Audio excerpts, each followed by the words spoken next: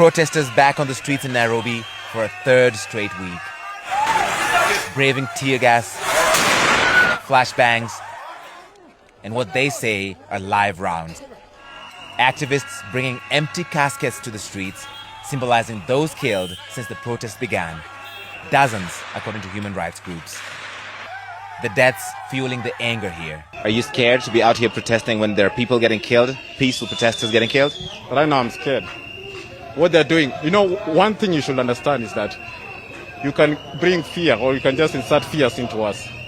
But you cannot, one thing, you cannot kill all of us.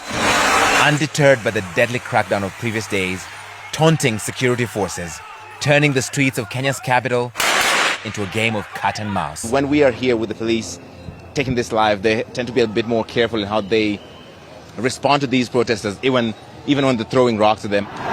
A Kenyan court on Friday temporarily blocked police from using tear gas and other forms of force against protesters, but that order appears to have been violated.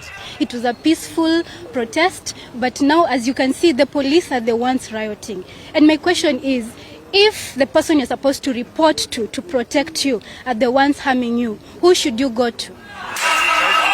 In the chaos, men try to break into closed shops, warning us not to film. President William Ruto has blamed criminals for infiltrating legitimate protests. Some on the streets quick to distance themselves from the vandals.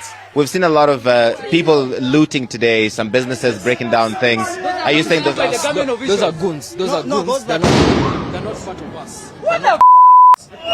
What started as youth-led protests against an unpopular finance bill, now withdrawn, has turned into demonstrations against Ruto's government. Smaller numbers in Nairobi now, but more protesters coming from other parts of Kenya to express their anger.